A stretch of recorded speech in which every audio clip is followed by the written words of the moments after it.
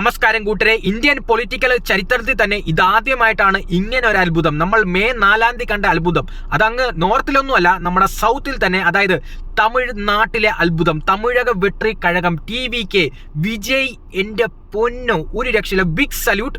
അങ്ങേരെ അവിടുത്തെ CM തന്നെ ആകണം. എന്താ സീന്, എന്താ പ്ലാനിങ്, എന്താ എക്സിക്യൂഷൻ. തൃശ അന്ന് പറഞ്ഞ ആ ഒരു കാര്യം ഉണ്ടല്ലോ, അപ്പൊ നമുക്ക് പുരിയല്ലേ. ഇപ്പൊ നമുക്ക് പുരിയത് കാരണം അവർ മാനിഫെസ്റ്റ് ചെയ്ത് കൊണ്ടുവന്ന് എടുത്തതാണോ ഇങ്ങനെയെന്ന് നമുക്ക് സംശയമാണ്. അത് തന്നെ ആയിരിക്കും. പക്ഷെ நிஜமா சொல்றேங்க, டெஃபினெட்லி நீங்க பாருங்க ஒரு 10 வருஷத்துல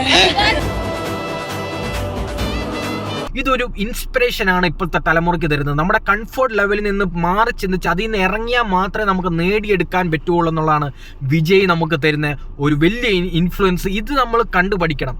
അതായത് വലിയ സല്യൂട്ട്. ഞാനിപ്പോൾ അതിൻ്റെ പ്രോഗ്രസിങ് അങ്ങേര് 2008 തുടങ്ങിയതായിരുന്നു ഈ പാർട്ടി രൂപീകരണവും പിന്നെ ഇലക്ഷൻ ആ ഒരു ഈ CM ആകാനുള്ള ഒരു പ്ലാനിങ്ങും അതുപോലെ രാഷ്ട്രീയത്തിൻ്റെ ആയിട്ടുള്ള പൊളിറ്റിക്കൽ പഠനം ഒക്കെ നടത്തിയത് 2008 തുടങ്ങിയതാണ്. നമ്മൾ വല്ലതും അറിയുന്നുണ്ടോ? നമ്മളിപ്പോൾ അറിയുന്നത് 2 വർഷം മുൻപ് TVK രജിസ്ട്രേഷൻ ചെയ്തുള്ള ഒരു പാർട്ടിയാണ്. അത് ശരിയാണ്. പക്ഷേ ഇതിൽ നിന്നൊക്കെ വലിയ കഥകളുള്ള കാര്യം ഞാൻ ഇപ്പോഴാണ് അറിയുന്നത്. അപ്പോൾ ഞാൻ ആ കാര്യം നിങ്ങളും അറിയണം. അപ്പം ആ വീഡിയോ ക്ലിപ്പ് എനിക്ക് കിട്ടിയിട്ടുണ്ട്. അപ്പോൾ വീഡിയോ ഞാൻ ഈ വീഡിയോയിൽ വെക്കാം. ഇപ്പൊ തന്നെ നമുക്ക് ആദ്യമേ തന്നെ ആ വീഡിയോ കണ്ടിട്ട് തുടരാം.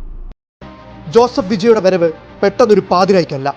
ദ്രാവിഡ പ്രസ്ഥാനങ്ങളുടെ ചോരയും നീരും കുതിർന്നുറഞ്ഞ മണ്ണിൽ TVKയുടെ കൊടികൾ അങ്ങനെ പെട്ടെന്നൊരു നാൾ ആഴ്ന്നിറങ്ങില്ലെന്ന് ജോസഫ് വിജയ്ക്ക് വ്യക്തമായി അറിയാമായിരുന്നു. 2021 തദ്ദേശ സ്വയംഭരണ തെരഞ്ഞെടുപ്പിൽ വിജയ് ഫാൻസ് അസോസിയേഷൻ നേടിയ വലിയ മുന്നേറ്റമാണ് വിജയെ രാഷ്ട്രീയ പ്രവേശനത്തെക്കുറിച്ച് ചിന്തിപ്പിച്ചത് തന്നെ.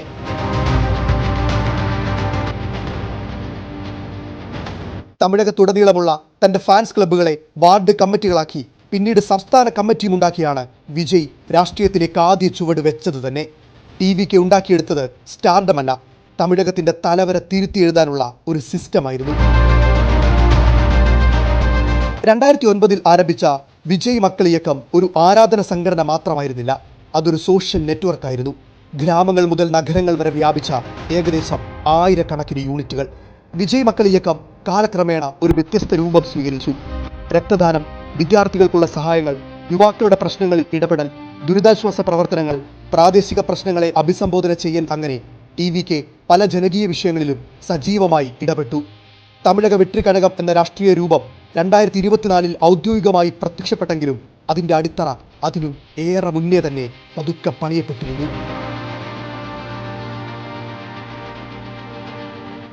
ഒരു രാഷ്ട്രീയത്തിന് ആവശ്യമായ ഏറ്റവും പ്രധാന ഘടകം ജനങ്ങളിൽ വിശ്വാസമുണ്ടാക്കുക എന്നതാണ്.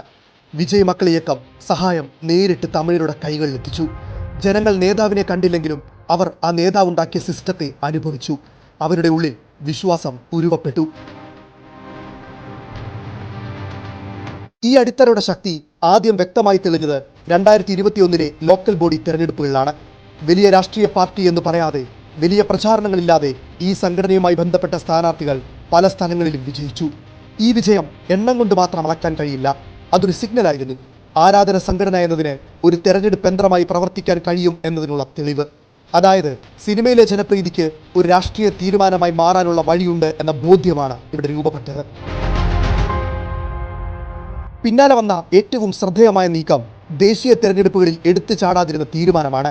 പല പുതുപാർട്ടികളും ശ്രദ്ധ നേടാൻ ദേശീയ തെരഞ്ഞെടുപ്പുകളിൽ മത്സരിക്കാൻ ശ്രമിച്ച് തകർന്നടിഞ്ഞു പോയത് ചരിത്രത്തിലേറെയുണ്ട്. പക്ഷേ ഇവിടെ TVK വ്യത്യസ്തമായ സമീപനം കൈക്കൊണ്ടു. അധികാരത്തിലേക്കുള്ള ഓട്ടം ഉടൻ ആരംഭിച്ചില്ല വിജയ്. പകരം പതിയെ ദ്രാവിഡ മണ്ണിൽ ഒരു പുതിയ പ്രസ്ഥാനത്തിൻ്റെ വേരുകൾ കൂടുതൽ ആഴത്തിൽ പടർത്തി. ഓരോ മണ്ഡലവും, ഓരോ ബൂത്തും, ഓരോ യൂണിറ്റും ഈ ഘടകങ്ങളെ സൂക്ഷ്മമായി മനസ്സിലാക്കാനുള്ള ശ്രമം തുടർന്നു. ഇത് രാഷ്ട്രീയത്തിന്റെ ഉപരിതലത്തിലല്ല, അടിത്തറയിലാണ് സംഭവിച്ചത്. ഇതാണ് തമിഴക വെട്രി കഴകം രൂപീകരണത്തെ ഒരു തുടക്കമില്ലാത്ത ലോഞ്ചായി കാണേണ്ട കാരണവും.